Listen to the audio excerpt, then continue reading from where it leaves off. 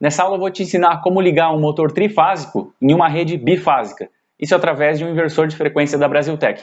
Se você quiser aprender como fazer essa aplicação, continua aqui assistindo essa aula, porque eu vou falar como dimensionar o inversor da forma correta, já que você vai precisar pegar uma potência maior do que a potência do motor que você vai utilizar, porque não pode sobrecarregar a entrada do inversor. Eu vou explicar isso de maneira mais detalhada durante a aula.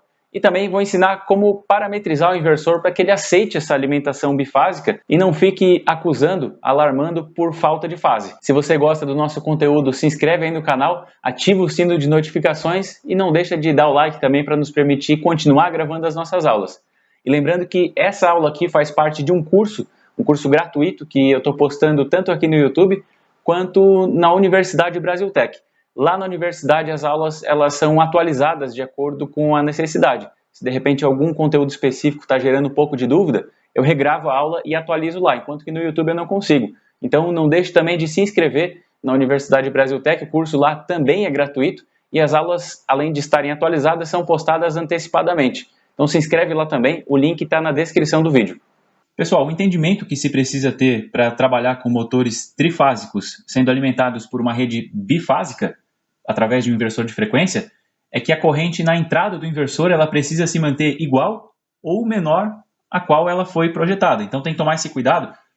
Para quem assistiu a primeira aula desse curso, sabe que no inversor, uma das primeiras etapas é a etapa onde é retificado o sinal de corrente alternada que entra no inversor e ele se transforma num sinal de corrente contínua. Esse sinal de corrente contínua ele é estabilizado por um banco de capacitores e tal, mas o que vai mudar para o inversor ser alimentado por uma rede bifásica em vez de uma rede trifásica é somente até o circuito retificador. A partir dali, onde está no barramento de corrente contínua, nada vai mudar. Então, o cuidado que precisa ser tomado é em relação à entrada, porque em vez de ter toda a potência que o motor está demandando, em vez de toda essa potência vir através de 3 fases, ela vai vir só de 2. Então, esse circuito esses 2 retificadores dessas 2 fases que estão sendo usadas para fazer a alimentação, elas vão acabar sendo sobrecarregadas. Então, é necessário calcular a corrente para que a corrente na entrada ela se mantenha igual ou menor, né?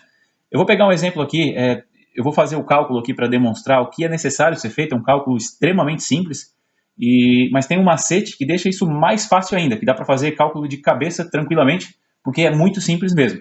Mas eu quero explicar a origem disso aqui para que vocês não esqueçam, e aí vai ficar mais fácil de lembrar desses valores e também mais fácil de interpretar o que é adequado ou não é adequado para alguma determinada aplicação. Vou pegar um caso de um motor de 30 cavalos, por exemplo, nós temos 22 kW, né? Acabei escrevendo fora aqui. São 22 kW, são 22 mil watts, portanto, né? Se eu calcular a corrente disso aqui, 22 mil, isso dividido por 380, se for um motor trifásico, né?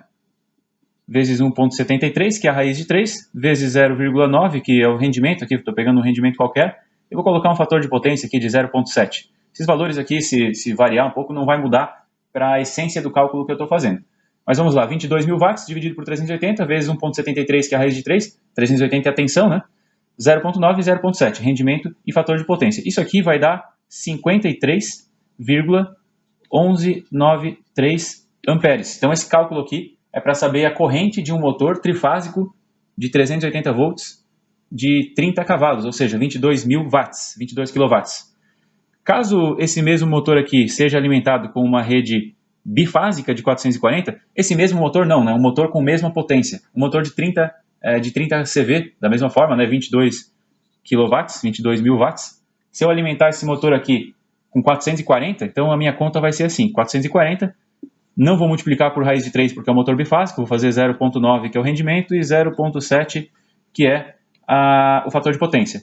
Nesse caso eu vou ter 79,3651 amperes. Então reparem que a corrente de um motor bifásico em 440 é maior e portanto eu preciso dimensionar algum modelo acima de inversor para poder atender. Mas qual potência acima?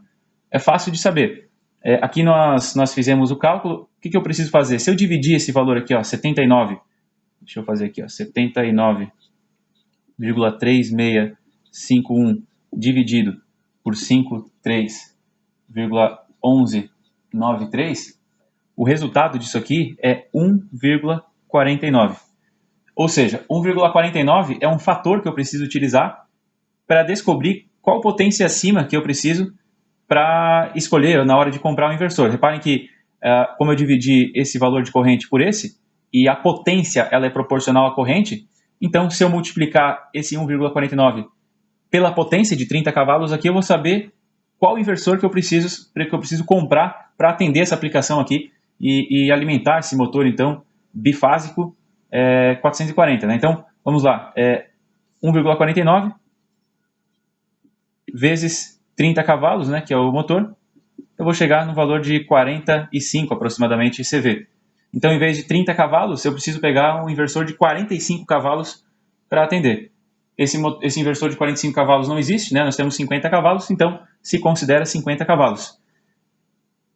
Qual que é o macete aqui? Sempre que você for utilizar um motor bifásico 440 volts, sempre que você tiver, na verdade, uma alimentação bifásica 440 volts, e for utilizar um motor trifásico de 380 volts, você vai fazer essa proporção aqui, 1,49. Então, esse é o macete, não precisa fazer toda essa conta aqui. Sempre que você for utilizar bifásico 440 em vez de trifásico 380, você multiplica por 1,49 e aí você vai ter, então, o modelo de inversor adequado para trabalhar nessa aplicação. Simples assim. Então, não tem 45, pega 50 cavalos. É importante que se tenha uma folga, nesse caso aqui, de 45 para 50, nem uma folga tão generosa assim, mas ela já vai ajudar, porque linhas bifásicas rurais, alimentação bifásica rural, especialmente quando as cargas são maiores, como nesse caso um motor aqui de 30 cavalos, né? Especialmente nesses casos, tem muita queda de tensão, normalmente dá muita queda de tensão, então se a tensão aqui reduzir, consequentemente para conseguir manter alimentando esse motor com a mesma potência, a corrente vai subir.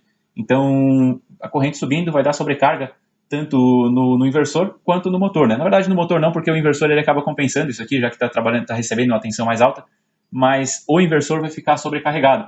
Então, é necessário que se tenha uma folga, porque necessariamente, assim que a tensão cai, a corrente sobe aqui, a não ser que o motor esteja sobredimensionado, né?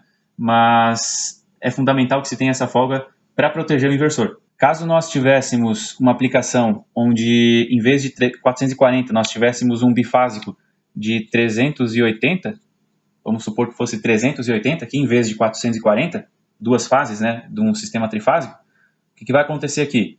Reparem a diferença dessa conta de cima e dessa de baixo. A única diferença é o 1,73 aqui, que é o da raiz de 3. É a raiz de 3, né? Por ser trifásico. Nesse caso, como não é trifásico, eu não utilizo. E a proporção, em vez de 1,49, é exatamente esse 1,73 aqui. Então, utilizando o bifásico 440, eu multiplico por 1,49, eu posso arredondar para 1,5, né? Melhor, já tem uma folguinha também. Ou, caso seja duas fases 380, daí eu trabalho, em vez de 1,49, eu vou trabalhar com 1,73. Na hora de adquirir um inversor de frequência, o único cuidado que precisa ser tomado é com esse dimensionamento aqui.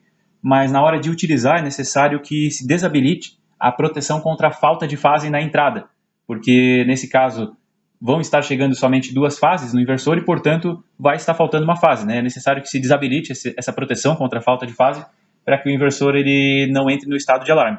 Para fazer isso, basta acessar o parâmetro P9-12. P9-12. Acesse esse parâmetro e deixa em 00. Deixando em 00, o inversor vai estar pronto para trabalhar dessa forma. Se você tem alguma dúvida, deixe algum comentário que, na medida do possível, nós vamos responder a todos.